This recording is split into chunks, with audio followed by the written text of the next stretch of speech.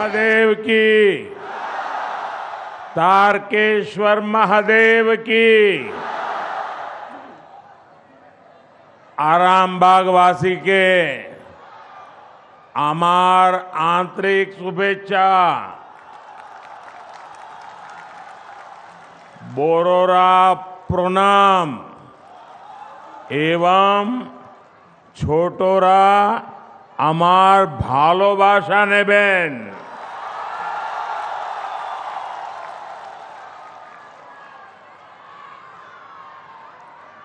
सबसे पहले तो मैं मातृशक्ति को सामर्थ्य देने वाली इस भूमि को प्रणाम करता हूं, जहां बगल में ही खानाकुल में महान समाज सुधारक राजा राम मोहन राय जी ने जन्म लिया और नारी शक्ति के जीवन को नया सामर्थ्य दिया था।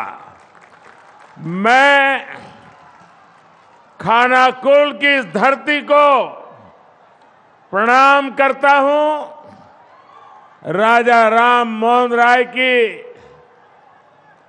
प्रेरणा से भारत की नारी शक्ति के कल्याण के लिए जी जान से जुटा हुआ हूं। भाइयों बहनों, आप सभी इतनी बड़ी संख्या में हमें आशीर्वाद देने आए हैं। हम आपके बहुत बहुत आभारी हैं।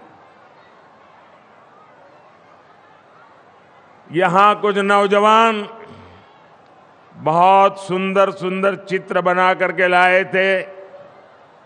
वहां वो एक बेटी कितनी देर से भगवान जगन्नाथ जी का चित्र लेकर आई थी। आप सबका, क्योंकि ये धरती तो रग रग में कला, आर्ट, ये यहां की विशेषता है। मैं आप सबका बहुत आभारी हूं, लेकिन मैं अनुभव कर रहा हूं कि भावी पीढ़ी और वर्तमान युवा पीढ़ी, आपका ये प्यार इन सब के प्यार का एक प्रतीक है और इसलिए मैं हृदय से आप सबका धन्यवाद करता हूं।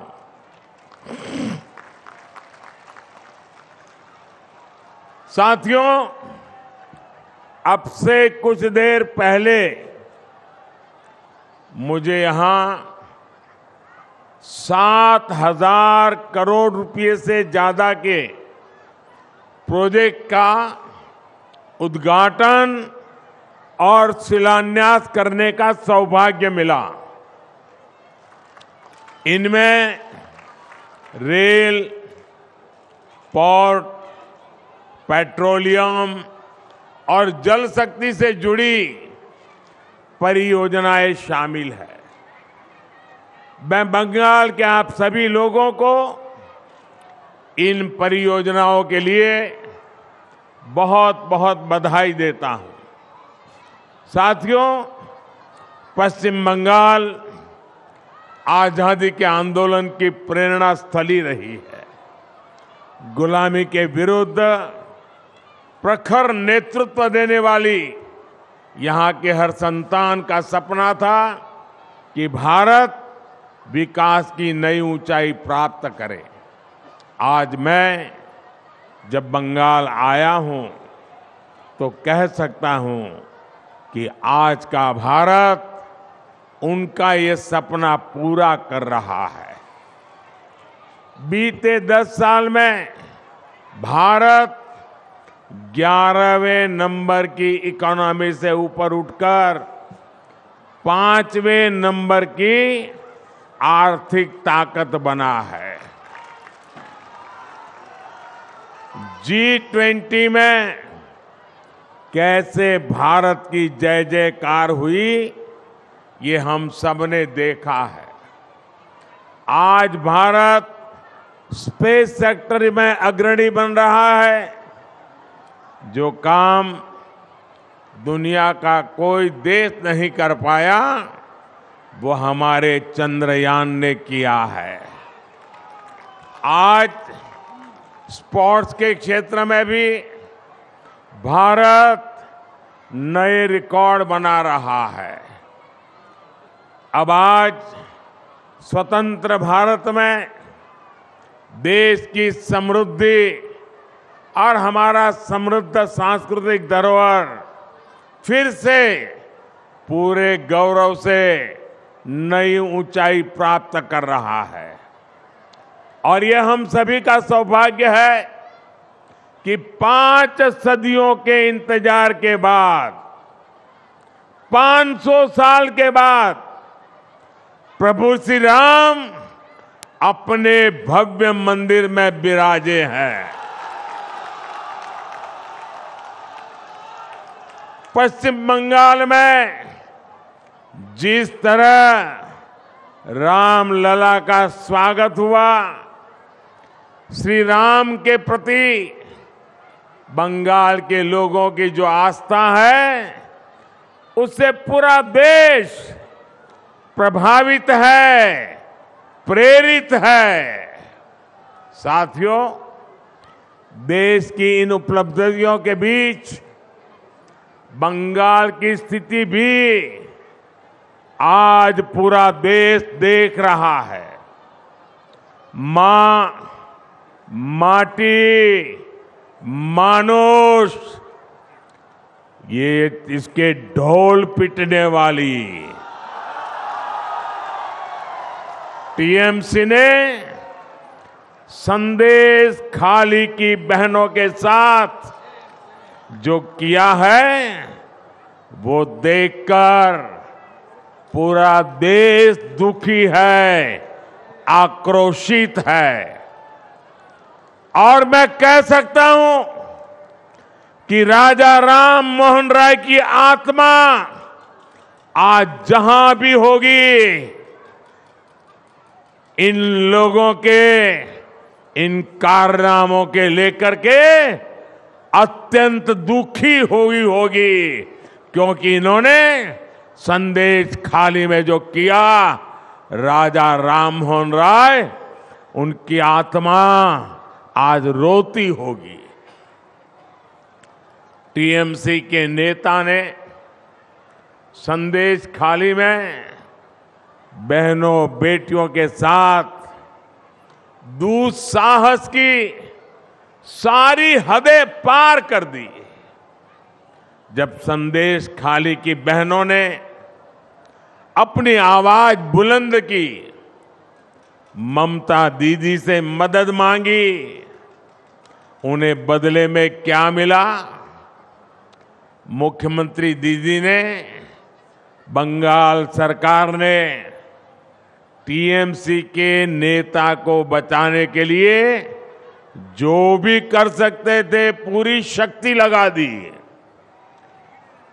बीजेपी के दबाव में इन सारे नेताओं ने रात दिन लड़ाई लड़ी, माताओं बहनों के सम्मान के लिए लड़ाई लड़ी, लाठियां खाई, मुसीबतें झेली।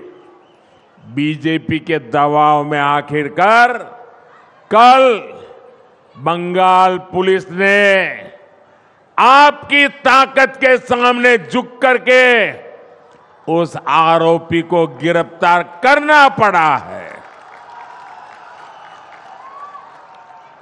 टीएमसी के राज में टीएमसी का ये अपराधी नेता करीब करीब 2 महीने तक फरार रहा। कोई तो होगा ना जो उनको बचाता होगा। क्या ऐसी टीएमसी को माफ करेंगे? ऐसी टीएमसी को माफ करेंगे? क्या माताओं बहनों के साथ जो हुआ है उसका बदला लेंगे कि नहीं लेंगे? लेंगे कि नहीं लेंगे? हर चोट का जवाब वोट से देना है।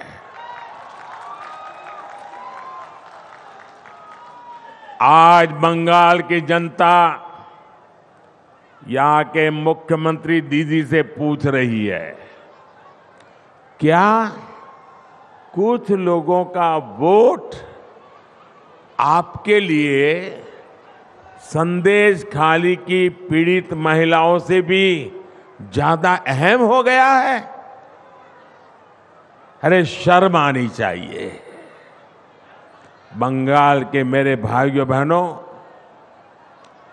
मुझे सबसे ज्यादा हैरानी इंडी गठबंधन के बाकी नेताओं को देखकर होती है। इंडी गठबंधन के बड़े बड़े नेता संदेश खाली पर आंख, कान, मुंह, गांधी जी को जो 3 बंदर थे ना, उन 3 बंदरों की तरह आंख, कान, नाक, मुंह सब ये बंद करके बैठे हैं। पटना, बेंगलुरु, मुंबई, न जाने कहां कहां ये साथ मिलकर बैठकें करते हैं, लेकिन क्या लेफ्ट और कांग्रेस ने यहां की सरकार से, यहां के मुख्यमंत्री से जवाब मांगने की हिम्मत की क्या? इन लोगों से संदेश खाली की इन बहनों की तरफ एक नजर देखा भी नहीं गया। और आपने देखा है कांग्रेस के राष्ट्रीय अध्यक्ष ने क्या कहा? आप सुनकर के चौंक जाएंगे। मेरी माताओं बहनों, जो बंगाली में मेरा ट्रांसलेशन कर सकते हैं वो इन माताओं बहनों को जरूर बताएं। कांग्रेस के राष्ट्रीय अध्यक्ष ने कहा, कांग्रेस के राष्ट्रीय अध्यक्ष कहते हैं, अरे छोड़ो, बंगाल में तो ये सब कुछ चलता रहता है। क्या ये बंगाल का अपमान है कि नहीं है?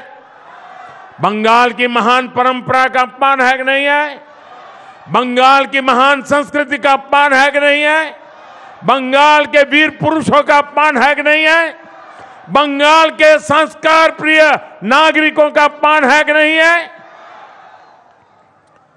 यही सच्चाई कांग्रेस की और इंडी गठबंधन की है। साथियों, इंडी गठबंधन के लिए भ्रष्टाचारियों, परिवारवादियों और तुष्टीकरण वालों का साथ देना ही एक ही काम बचा है। यही सबसे बड़ा काम है। टीएमसी ने बंगाल में अपराध और भ्रष्टाचार का एक नया मॉडल पैदा कर दिया है।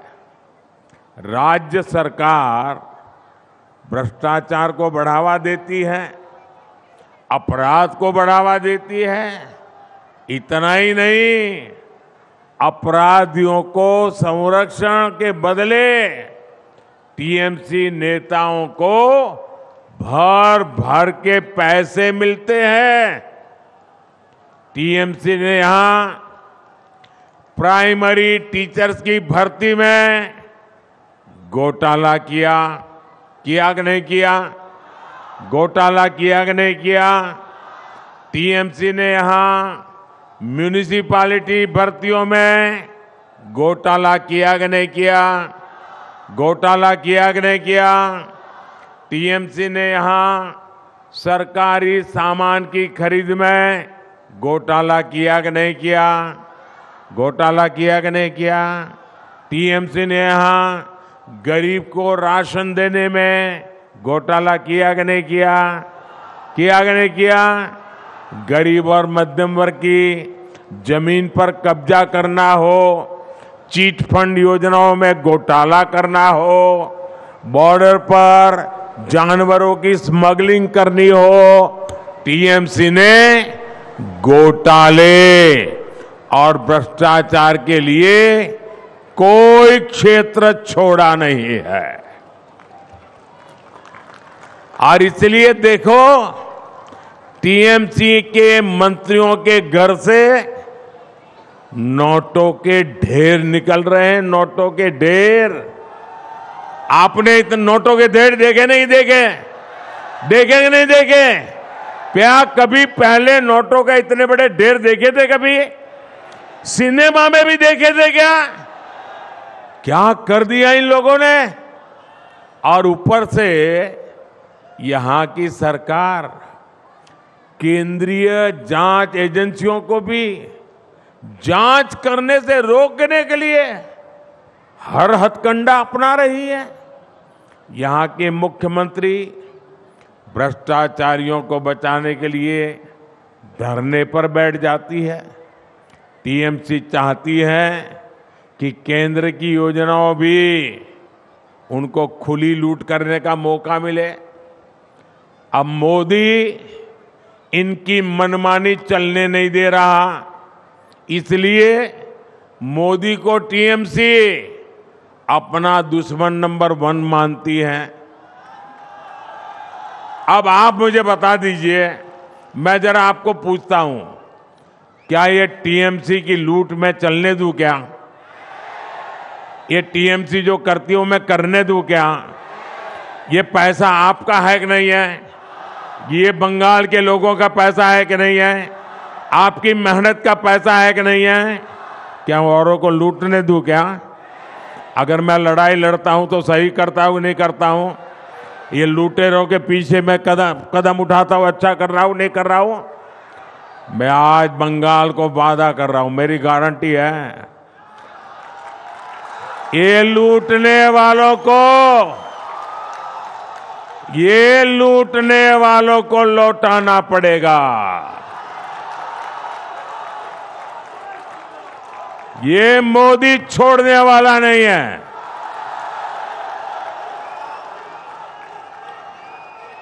और मोदी न इनकी गालियों से डरता है, इनके हमले से डरने वाला, रुकने वाला मोदी नहीं है। मैंने पश्चिम बंगाल की बहनों, पश्चिम बंगाल के गरीब, पश्चिम बंगाल के युवाओं को गारंटी दी है और मोदी की गारंटी की है, जिसने गरीब को लूटा है उसको लौटाना ही पड़ेगा। साथियों, टीएमसी की सरकार के रवैये के कारण पश्चिम बंगाल का विकास प्रभावित हो रहा है। टीएमसी सरकार की सजा यहां का गरीब और मिडिल क्लास भुगत रहा है। मैं आपको इसके कुछ प्रमाण देता हूं।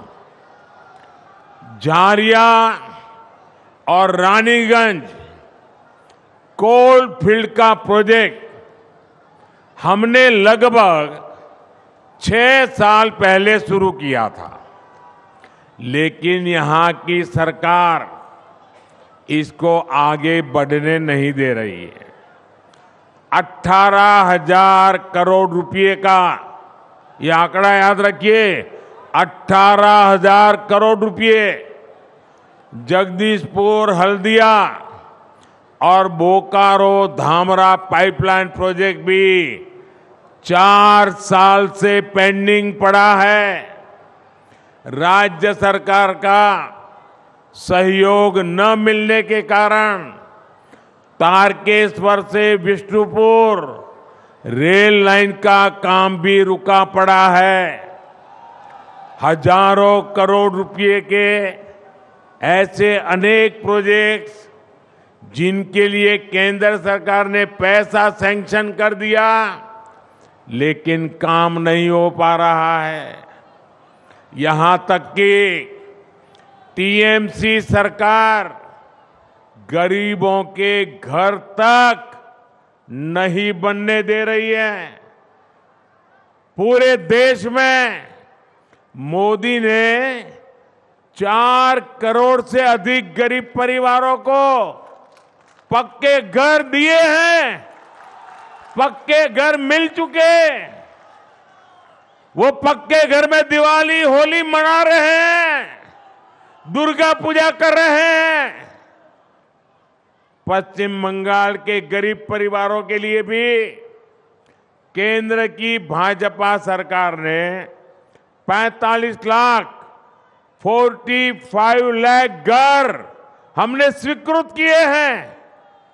इसके लिए 42,000 करोड़ रुपए, 42,000 करोड़ रुपए रिलीज किए गए हैं। लेकिन बंगाल में राज्य सरकार गरीबों के घर बनाने के लिए तेजी से काम नहीं कर रही, अड़ंगे डाल रही है, रुकावटें पैदा कर रही हैं।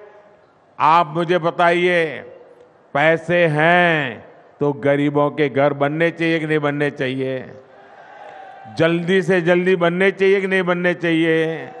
अच्छे से अच्छे बनने चाहिए कि नहीं बनने चाहिए? क्या ये टीएमसी वाले बना सकते हैं क्या? बना सकते हैं क्या? अगर बनाएगा तो बीजेपी बनाएगी, अगर करेगा तो मोदी करेगा।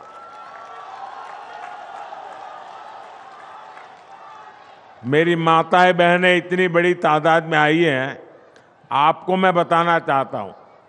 आप जानते हैं केंद्र सरकार हर घर नल से जल पहुंचाने का अभियान चला रही है।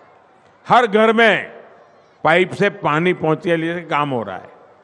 4 साल के भीतर ही पूरे देश में 11 करोड़ से ज्यादा नए परिवारों को पाइपलाइन से, नल से जल की सुविधा मिली है। लेकिन हर घर जल देने के लिए पश्चिम बंगाल सरकार कछुए की रफ्तार से काम कर रही है। बताइए, ऐसे लोगों को माफ किया जा सकता है क्या? माताएं बहनें जो आपके घर पानी नहीं पहुंचने देते हैं, उनका दाना पानी बंद करना चाहिए कि नहीं करना चाहिए?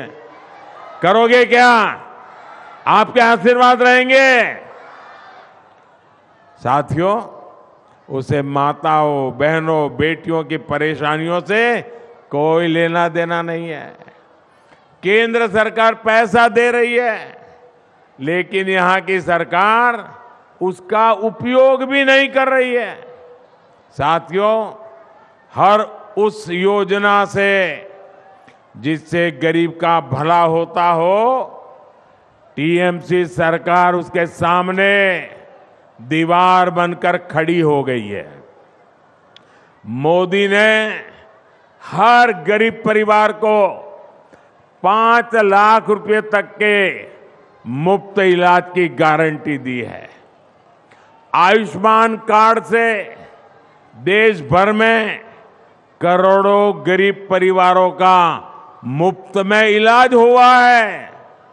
इससे इन परिवारों को लगभग 1 लाख करोड़ रुपए की बचत हुई है। लेकिन गरीब, एससी, एसटी, इनकी विरोधी टीएमसी यहां के 1.25 करोड़ परिवारों को इसका लाभ नहीं देने देती। आप मुझे बताइए, गरीब को मुफ्त इलाज मिलना चाहिए कि नहीं मिलना चाहिए? अगर बीमारी में सरकार उसके पैसे दे तो उसको सारवार का लाभ मिलना चाहिए कि नहीं मिलना चाहिए? अब देखिए, ये गरीब विरोधी टीएमसी वो भी नहीं करने देती। देश के करोड़ों लोगों को मोदी बीमारी में पैसा दे रहा है, बंगाल में नहीं दे पा रहा है क्योंकि टीएमसी मना कर रही है। टीएमसी सरकार पीएम किसान सम्मान निधि का लाभ दिलाने में भी लंबे अरसे तक अड़ंगे लगा रही है। भारत सरकार के प्रयासों से यहां बंगाल के छोटे किसान के बैंक खातों में सीधे 11,000 करोड़ रुपए ट्रांसफर हुए हैं। लेकिन टीएमसी सरकार की पूरी कोशिश है कि इस योजना का पैसा भी हड़प लें। साथियों, टीएमसी सरकार गरीब, किसान, नौजवान और महिला के सशक्तिकरण में बहुत बड़ी रुकावट है। ये 4 वर्ग जब तक सशक्त नहीं होंगे तब तक पश्चिम बंगाल विकसित नहीं हो सकता।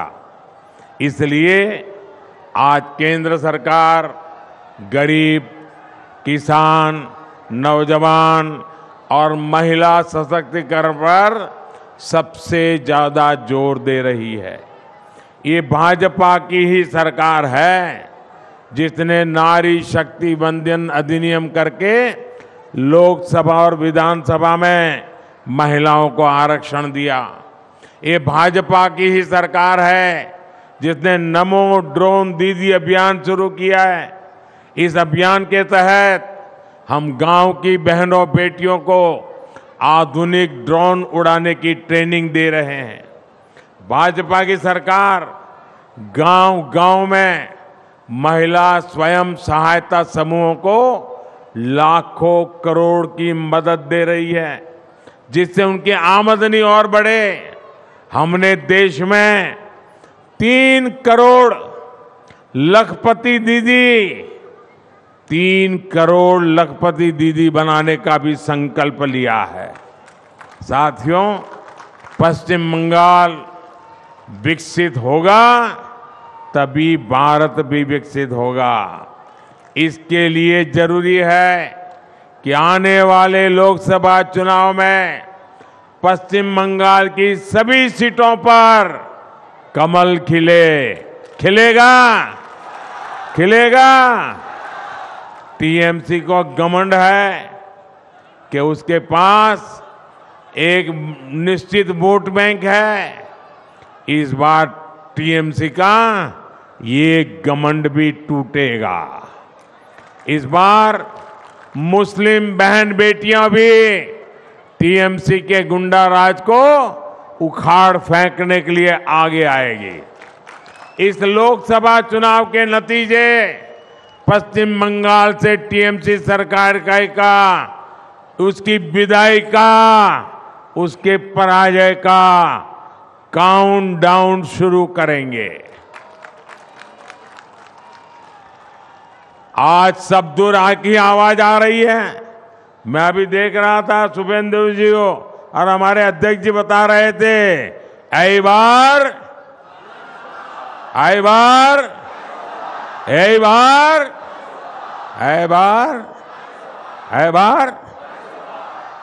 मैं आपका फिर आभार व्यक्त करूंगा कि आप हमें इतनी बड़ी संख्या में आशीर्वाद देने आए।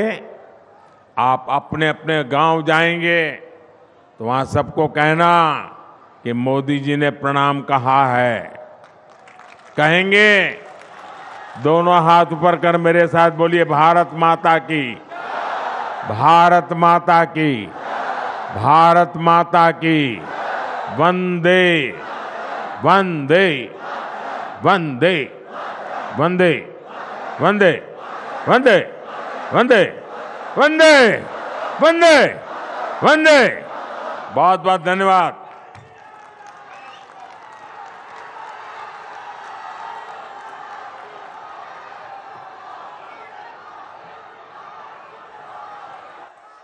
অনেক অনেক ধন্যবাদ। বিশ্বের সবথেকে লোকপ্রিয় নেতা আমরা আপনাদেরকে, আপনারা সবাই সাথ দিন। मोदी जी को जय श्री राम। मोदी जी जिंदाबाद। मोदी जी जिंदाबाद, पार्टी जिंदाबाद, बीजेपी जिंदाबाद, बीजेपी जिंदाबाद। भारत माता के, भारत माता के, भारत माता के। जय श्री राम, जय श्री राम। এখন আমি ধন্যবাদ জ্ঞাপনের জন্য আরামবাগ সাংগঠনিক জেলার জেলা সভাপতি তথা ফুরসুরার বিধায়ক বিমান ঘোষ মহাশয়কে অনুরোধ করছি। বিমানদা,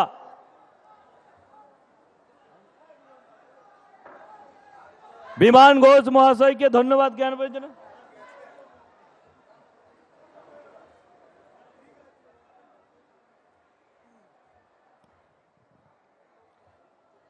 আজকের এই ঐতিহাসিক জনসভায় উপস্থিত আমাদের দেশের প্রধানমন্ত্রী, যিনি লোকসভা নির্বাচনের প্রচারের জন্য আরামবাগকে বেছে নিয়েছিলেন, সবার প্রথম ওনাকে ধন্যবাদ জ্ঞাপন করি। ধন্যবাদ জ্ঞাপন করি আমাদের রাজ্য সভাপতি মাননীয় সুকান্ত দা, বিরোধী দলনেতা মাননীয় শুভেন্দু দা, আমাদের রাজ্যের ইনচার্জ মাননীয় মঙ্গলজি, কো ইনচার্জ মাননীয় অমিত মালব্যজি, আশা লাগরা দিদি সহ আমাদের সতীশজি, অমিতাভদা সহ যে সমস্ত নেতৃত্ব এখানে এসেছেন, ধন্যবাদ জ্ঞাপন করি সবাইকে। সর্বোপরি আজকের এই কার্যক্রম সফল করার জন্য আরামবাগ সাংগঠনিক জেলার সকল কার্যকর্তাকে অনেক অনেক আমি ধন্যবাদ জ্ঞাপন করি, পার্শ্ববর্তী জেলার সভাপতিকেও। সবাই